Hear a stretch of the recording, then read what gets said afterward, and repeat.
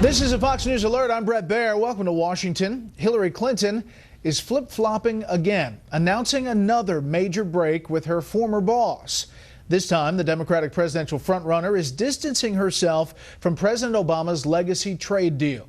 Chief White House correspondent Ed Henry is here with that story tonight. Good evening, Ed. Good evening, Brett. It was just yesterday Hillary Clinton mocked Republicans by sending every single candidate a copy of her book, Hard Choices, where she wrote about reserving judgment on the trade deal, but said if implemented correctly, it would benefit America. She wasn't just for it. She negotiated it for President Obama, called it the gold standard. That was then. This is now. What I know about it as of today, I am not in favor of what I have learned about it. The so-called TPP will lower barriers, raise standards, and drive long-term growth across the region.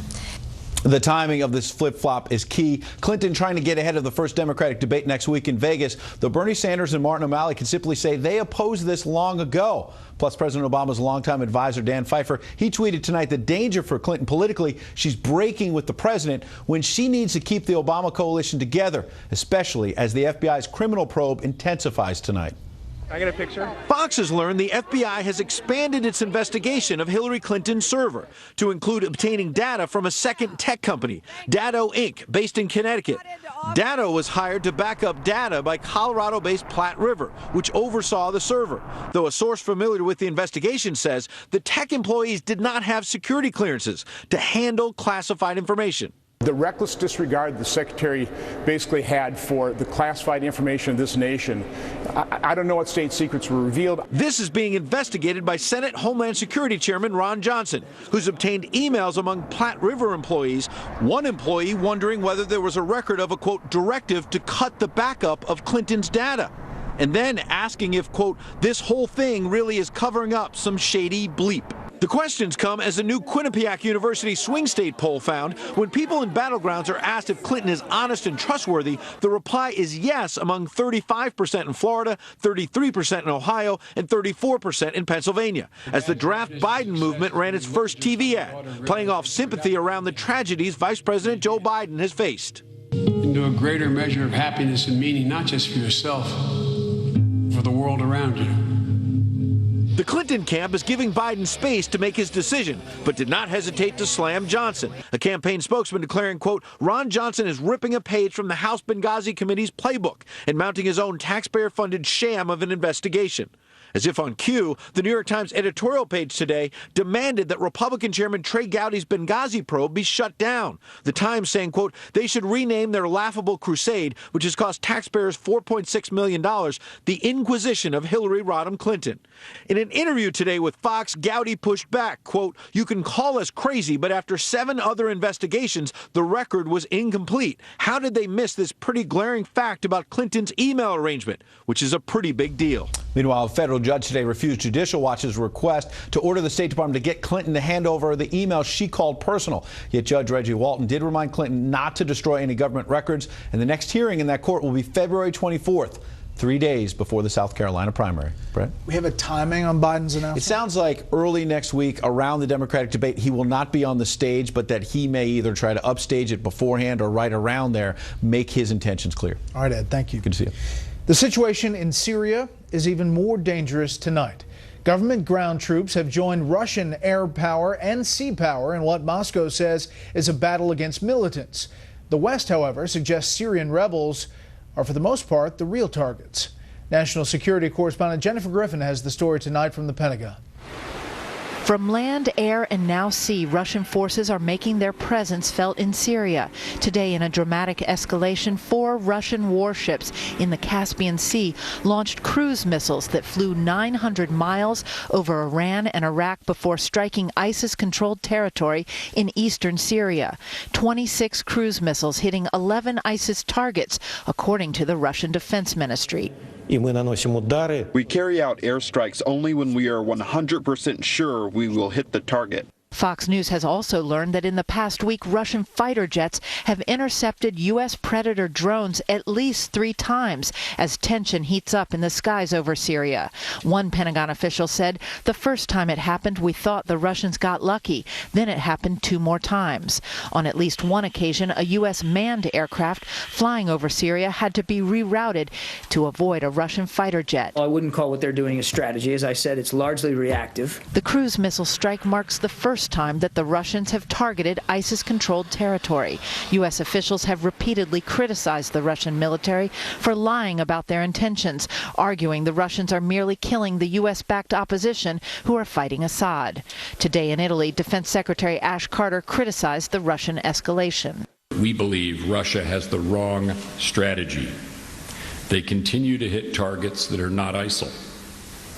We believe this is a fundamental mistake. Despite what the Russians say, we have not agreed to cooperate with Russia. The Russian Defense Ministry took a page from the Pentagon's playbook, saying it has grounds to believe the U.S. is not always hitting terrorist targets in Syria, as Russian President Vladimir Putin celebrated his 63rd birthday in Moscow. Of course it's too early to sum up the results, but what has been done so far certainly deserves high praise. The Russians have moved helicopter gunships to Homs, along with rocket launchers and artillery. U.S. officials believe the Russians could launch a ground attack against U.S.-backed Syrian opposition forces soon. It's the first time the U.S. has evidence the Russians are firing into ISIS-controlled territory using Tomahawk-like cruise missiles. U.S. military sources tell me that Russia seems to have been test firing a new state-of-the-art cruise missile known as a Caliber, a dangerous development that got the Pentagon's attention today. Russia's way of saying we're a superpower and we're back. Brett? Big news. Jennifer Griffin at the Pentagon. Jennifer, thank you. President Obama has apologized to the head of the aid group Doctors Without Borders for Saturday's airstrike that killed at least 22 people in northern Afghanistan. The White House is promising a transparent, thorough, and objective investigation. The doctors group is calling for an international probe of what it calls and considers a war crime. A former U.S. military intelligence official tells Fox News strained relations with Russia are making the fight against black market nuclear proliferation even more difficult. We are seeing tonight just how perilous that situation has become. Correspondent Benjamin Hall has the story from London.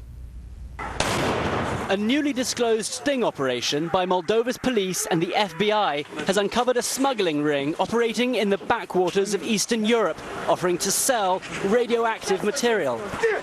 In February of this year, the network, which is said to include several ex-KGB agents, offered a huge amount of deadly cesium to someone they believed represented ISIS. Fortunately, the buyers were undercover agents and the plot was foiled.